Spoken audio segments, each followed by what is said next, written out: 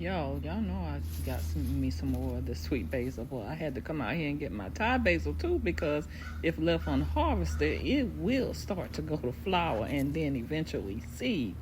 Yeah, look at them small purple. They pretty flowers, but yeah, they kind of look like a spiky. They grow like a little spiky flower that will eventually go to seed, which means it's stopped focusing its energy on the production of leaves, and now it's focusing on the flowering, which is going to produce the seeds. And yeah, we're not ready for that, so we're going to go and pinch that off.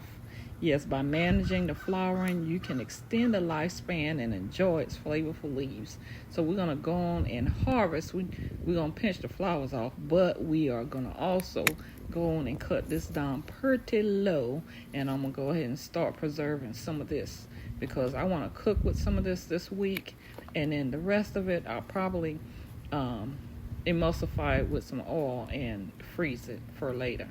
But yeah, we're going to go on and get what we can get, because this thing right here, yes, it nowhere like your sweet basil. It has a completely different, unique taste.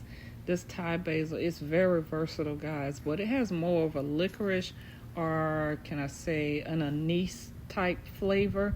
And you can use this in all kinds of Asian dishes.